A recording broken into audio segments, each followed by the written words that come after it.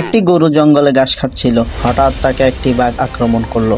গরুটি অনেকক্ষণ দৌড়ানোর পর উপায় না পেয়ে পুকুরে ঝাঁপ দিল। মাত্র শুকিয়ে যাওয়া পুকুরটিতে কাদা ছাড়া কোনো পানি ছিল না। গরুর পেছন পেছন বাঘটিও ঝাঁপ দিল। বাঘ ও গরু কাদায় গলা পর্যন্ত আটকে গেল। বাঘ রেগে মেগে বলে, কিরে হারামে, তুই আর লাফ দেওয়ার জায়গা পেলি না? ডাঙ্গায় থাকলে তোকে না হয় একটু কুটমুট করে খেতাম, এখন তো দুজনেই মরবো রে। গরু হেসে বলে, তোমার কি মালিক আছে? বাঘ রেগে বলে, বেটা, আমি হলাম বনের রাজা, আমার আবার মালিক কে? আমি নিজেই তো বনের মালিক। গরু বলে, তুমি এখানেই দুর্বল, একটু পর আমার মালিক আসবে, এসে আমাকে এখান থেকে তুলে নিয়ে যাবে আর তোমাকে তোমাকে পিটিয়ে মারবে। বাঘ বড় বড় চোখ করে তাকিয়ে রইল। ঠিকই সন্ধ্যাবেলায় গরুটির মালিক এসে বাঘটার মাথায় বাঁশ দিয়ে কয়েকটা বাড়ি দিয়ে মেরে গরুটিকে টেনে তুলল।